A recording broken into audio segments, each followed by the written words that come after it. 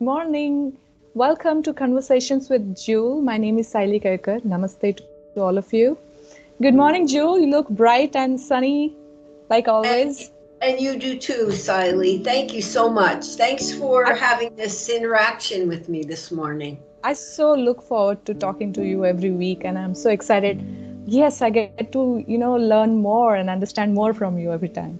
Well, I love it also. So, Jule, today, so many times we have had conversations where you have spoken about levels of consciousness. And you have said that there are multiple levels and we are operating at different levels. So I wanted to understand this deeper in more detail. But before we get into the levels, I first want to ask you, what really is consciousness? Because that term has been used in various contexts, and I want to first understand what really consciousness is. Consciousness is God. God is consciousness. You've heard me talk about the infallible way. Mm-hmm. Okay. The part all of us have a consciousness that is presented as the infallible way, which is in us. It's our mind, it's our brains, it's the all, it's beyond the mind. It's so far beyond that from a conceptual basis of the human being, it's very difficult to see it unless you recognize the infallible way. Think about this. Let's go to the very lowest part of our consciousness. Okay, the consciousness of anxiety, pure survival. Okay, that's the beginning. It's all God, because what we have learned, everything that we've accessed, that is in us. That's part of our consciousness. So what happens is, let's say we're projecting pure survival. Okay? Mm-hmm. We just have to survive. So we go and we find ways to survive. We're filled with anxiety. That's all part of the consciousness of us. Just trying to understand here. So the thoughts are consciousness, our beliefs, our feelings. But when you're saying consciousness is God and it's everything, it is not just our thoughts and feelings, but also actions and everything else. Everything. Everything else. And it's beyond the mind. It's beyond the experiences. It's beyond duality. So think about this in terms of the unlimitedness of us. That's part of our consciousness. The unlimited facet of you is part of your consciousness. The thing is, we get really broken into the realization that we are less, we're broke, or we're in relationship discord, we're in war, and we're fighting. But all of those are projections. They're projections that are in you, in me. So the greater level of projections that we are, the greater we realize the truth of what we are. Okay, I'm Okay? getting it slowly. Of course, it's so beyond mind that I can only And it really is imagine. beyond mind. That's the cool part about it, because when we repair those breaks in mind, what we're doing is we're transforming the energy of all we've learned. We're transforming it to pure love, which is also God. So God is omnipresent. How many times have you heard God is omnipresent or the Creator is omnipresent? Well, that's Yes, you. always. That's you as well, because that's all part of who you are. You've got the capacity to go from being an anxious human being, surviving, to the unlimited God I am, or the Creator I am. So consciousness levels are like levels of God or levels of, Yes, they're divine levels of presence. you as you project whatever it is, but it's omnipresent, it's omnipotent. Everything is the Creator. It depends on us and what our level of consciousness is to bring forth the manifestations. So if you're looking at a situation where you're merely the survivor, okay, and you're just doing everything to survive, you're going to create survival experiences. Now, why do we create those experiences? That's the next step. That's part of our consciousness. Why do we do that? We have to learn certain lessons and then we rise beyond that level. So that we can transform that energy. That's really why we create everything. That's why we create wars. That's why there's an incredible projection of war. Every time you're affected by something so significantly, it's there to help you to identify what it is you're projecting. And then from there, once you identify it, then the next step is repairing. And the breaks are the separation from what we are right now to the unlimitedness that is our true capacity. That's what I call the whole of God. So the first level is survival, kind of trying to just exist physically. The anxiety portion of it. Yeah. I mean, I think you could even throw the sexual connection because that's an animalistic type of thing. Would you say that animals are in that level of consciousness? Yes. The only thing is they survive. They probably do a better job. True. They are not very anxious, I think. That's right. They probably, but yes, I think that the sexual thing is like, I call it animalistic only because there is a sexual urge that individuals have. And when they rise to unlimitedness, that urge doesn't have to be an urge. It just is. It flows. Right. There's no compulsiveness. That's correct. Yeah. Yeah. Okay. And then what's the next level once we rise beyond that? It's the victimization. It's the suffering. And so I wonder, why do we create this? Like, if we are God and we came in this world as God, why did we started creating such kind of feelings that we are less? Because we have the capacity to do so, and individuals get so intertwined with being victims of other people. It's easier to blame someone else than it is to be all that you are. And we learn that. I mean, even when we're little children, what do we learn? No, no, no, no. You can't do that to him. Why are you doing that to him? I mean, those are the types of things that we get involved with when we're little kids. So we learn to be the victim. Not only do we learn it, think about this, Siley. Your mother, your father, your grandmother, your grandfather, that's all part of your DNA. That helps you become whatever you have become. Okay? And so we keep playing the role of that we are affected because everyone, situations, everything. Yes. And it is all present. Why is it there? That's the beauty of the infallible way. Because it's there for one reason, so that you could identify it. Once you identify it, now you're on the road to transforming the energy, because you can shift consciousness. And the more you do it, the more you do the actual identification and realize that you're the creator on the basis. So think about this in terms of being a victim. You've seen situations where individuals have become a victim of a relationship discord. Like the person will have the same type of relationship and keep creating the same type. That's because that's their projection. They're creating the victim.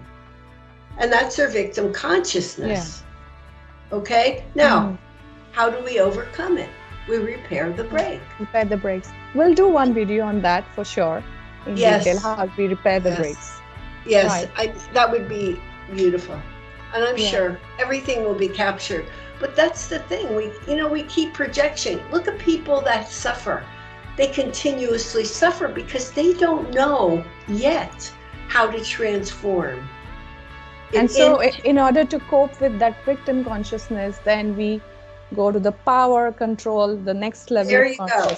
Absolutely perfect. You got it. Because the power control, the next level of consciousness is the one of power control and manipulation.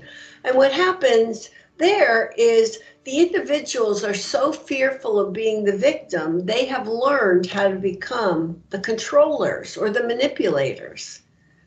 I mean, in many ways, that's what our government is designed to do. Yeah.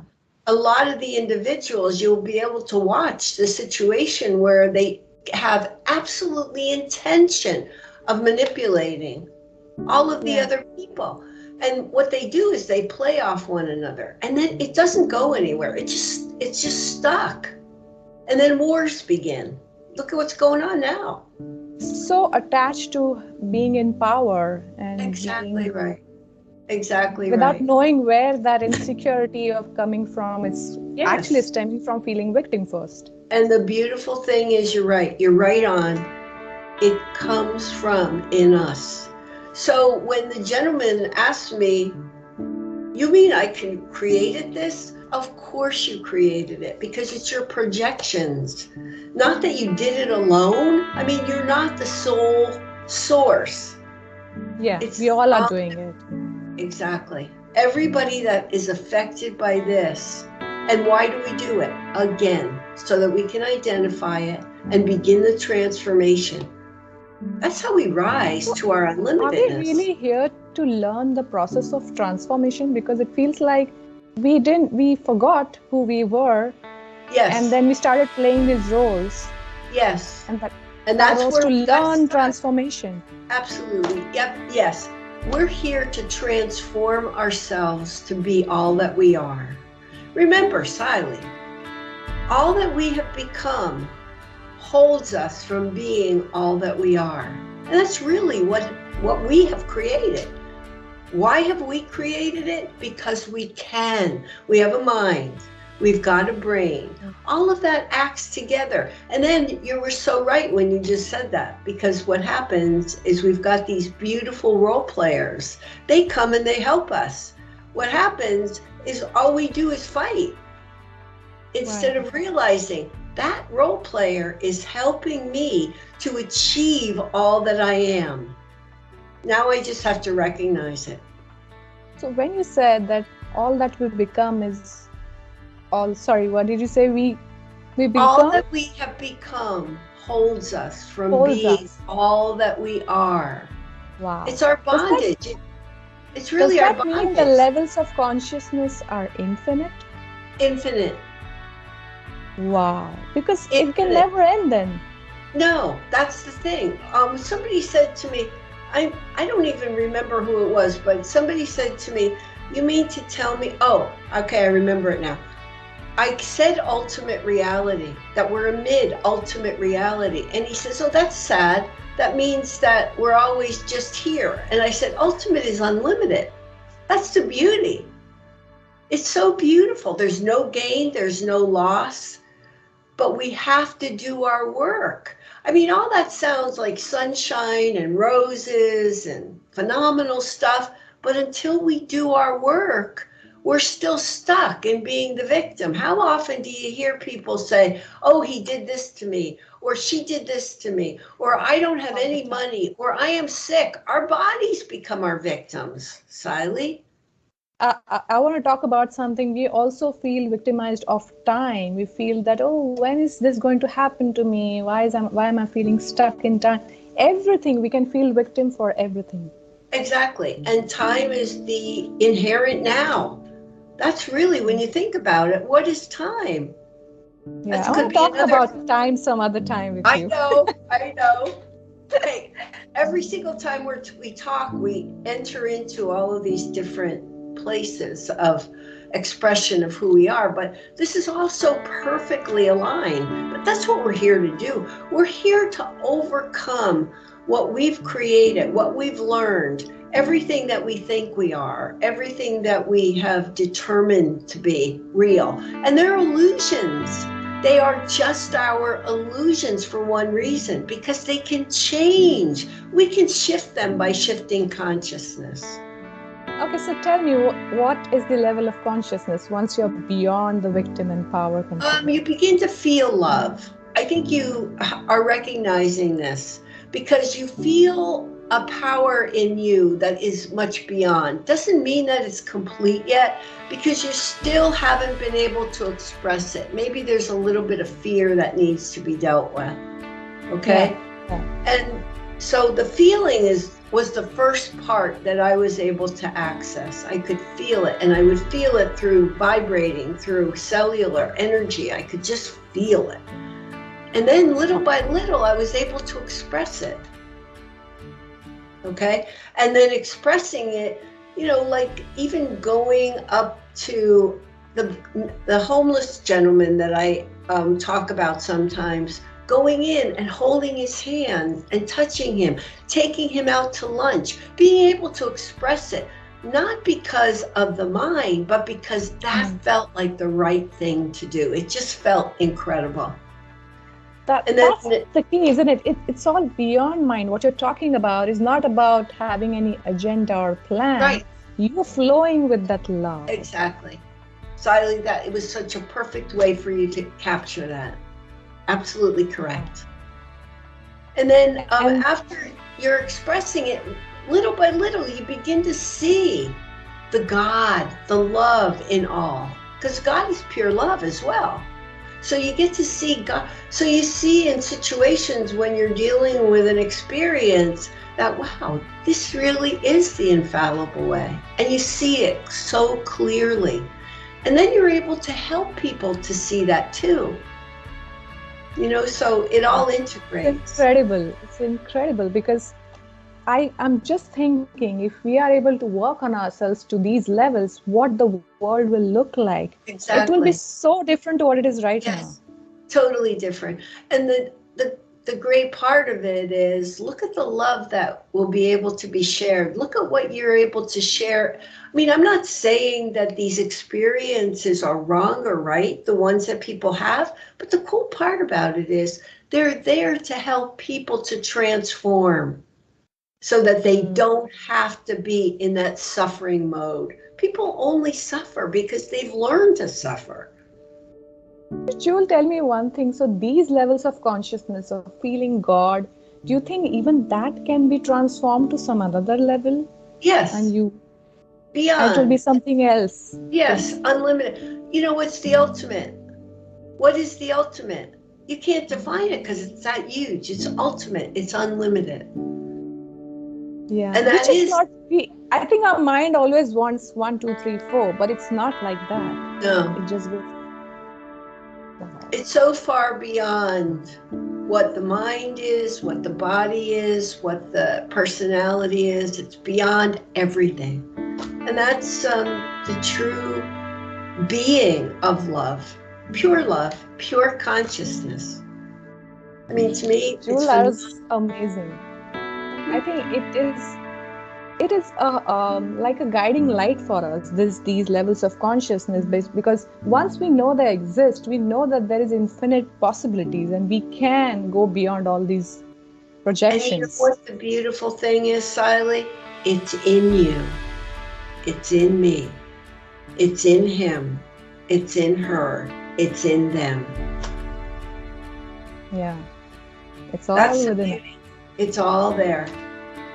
You know? Thank you so much, Jule. I think this was vital. This was required because we get to see what we are working towards and what are the possibilities. Because I think sometimes, unless we know where we are heading, we kind of feel caught up in a particular level of consciousness. And then you're stuck. You get stuck. Yeah. You get stuck in the mind. Look at how many times individuals will say, okay, I'm going to move forward. I'm going to do this. And then the mind comes in of something that they've learned, something that they've experienced, and they're stuck there. But guess what? We have the ability to transform all of it. And that's what we're doing, step by step. Remember I said, one by one, we make a difference. You got it, lady. You're the best. Great. So great talking to you again, Jule. Thank you so much. Have a beautiful day. I will, and you have a beautiful night. It's so wonderful. Here we are in two sides of this beautiful world. I know, and we are connecting so deeply with our love. It's amazing. I love you, lady. I love you too. Bye-bye. Bye, honey.